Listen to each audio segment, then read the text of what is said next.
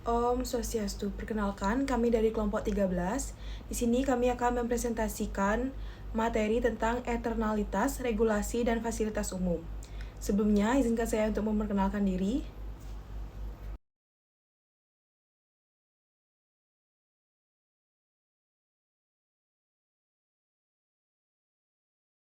Eksternalitas bagi masyarakat dapat berupa manfaat atau benefit, maupun beban atau biaya dikarenakan adanya aktivitas produksi dan konsumsi. Manfaat maupun beban ini tidak hanya dirasakan oleh orang yang berkepentingan langsung dengan perusahaan tersebut, sebagai pemilik, konsumen, pekerja, pemerintah, atau masyarakat, namun juga dirasakan oleh masyarakat lainnya yang tidak berhubungan langsung dengan aktivitas tersebut dan keberadaan perusahaan tersebut. Limpahan atau spillover dari manfaat atau beban ke masyarakat atau dampak tidak berhubungan atau berkepentingan langsung dengan aktivitas tersebut. Eksternalitas dapat dibagi menjadi dua, yaitu eksternalitas positif dan eksternalitas negatif. Selanjutnya akan dijelaskan oleh rekan saya.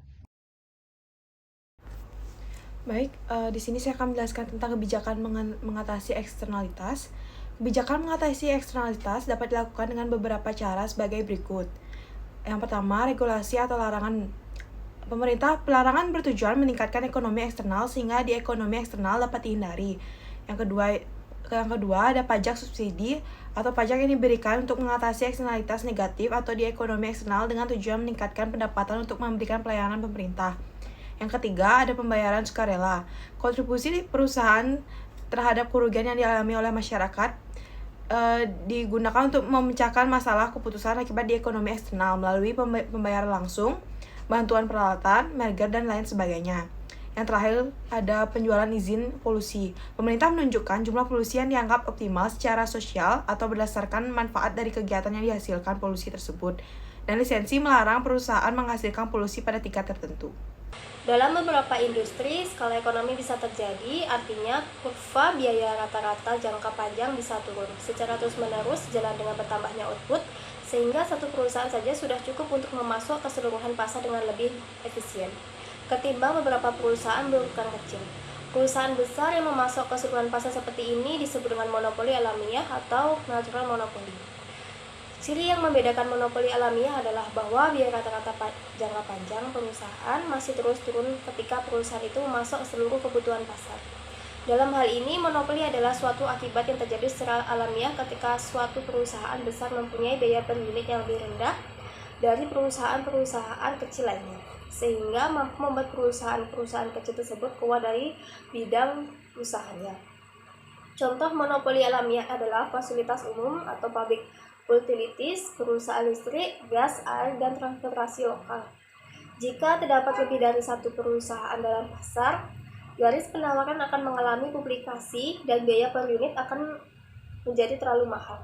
Untuk menghindari hal itu, pemerintah lokal biasanya mengizinkan satu perusahaan mengoperasikan dalam pasar tersebut, tetapi melakukan regulasi atas harga dan kualitas jasa yang diberikan sehingga memungkinkan perusahaan tersebut hanya memperoleh tingkat pengembalian investasi normal setelah dikurangi faktor risiko.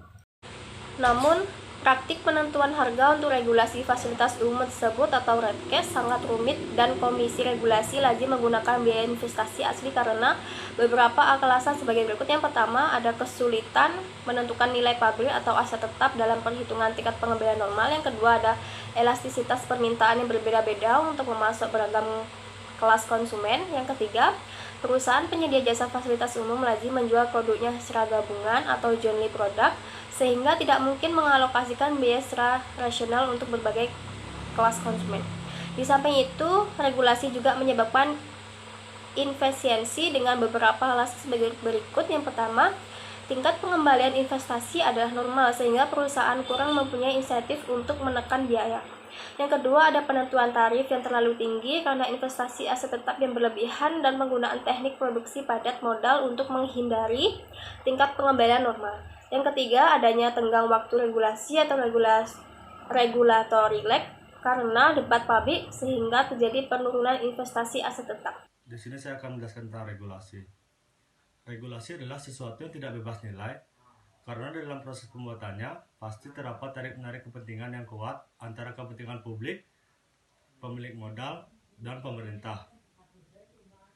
Isu yang kontroversial dalam kebijakan pemerintah, khususnya berkaitan dengan Undang-Undang Nomor 32 Tahun 2002 tentang penyiaran adalah masalah digitalisasi penyiaran.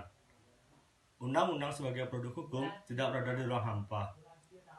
Ia merupakan hasil dari proses politik dan ekonomi sehingga karakternya diwarnai konfigurasi kota politik dan ekonomi yang melahirkannya.